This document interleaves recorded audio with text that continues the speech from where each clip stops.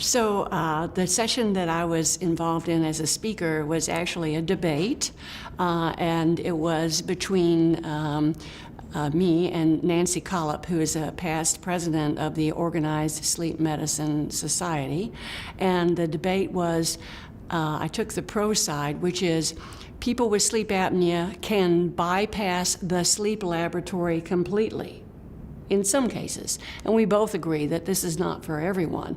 But there are now several decent randomized controlled trials showing that patients who were diagnosed with sleep apnea with a home sleep test, which caused a fraction of an in-lab study and is much less intrusive to the person's lifestyle, and then treated with so-called smart CPAP or auto-titrating CPAP, thus never having to spend a night in the sleep laboratory, do as well, or in a couple of situations better than people who spend a night or two in the sleep laboratory.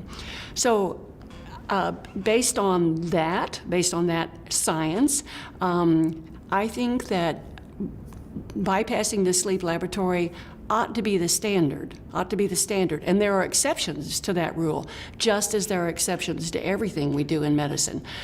It is true that if a patient with heart failure is treated with CPAP and the CPAP doesn't relieve the apneas, that person is at an increased risk of death.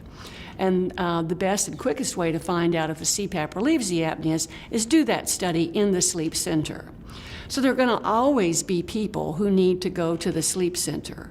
There are always going to be people that are complicated, or they can't figure out how to do a home study, or you might be worried that they have some other condition that requires monitoring that's more intense. But for the norm, for the standard garden variety patient who looks pretty typically to have sleep apnea, I don't think they need to go to the sleep center except to pick up their auto-titrating CPAP machine. Nancy took the other point of view. I was not convinced.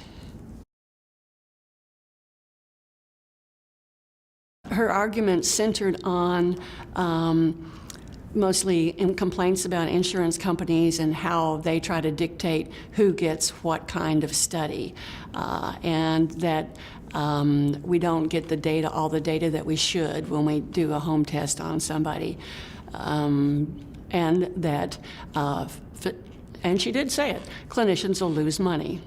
Now, I think we'd be better off if we kept our eye on the ball of what's best for patients.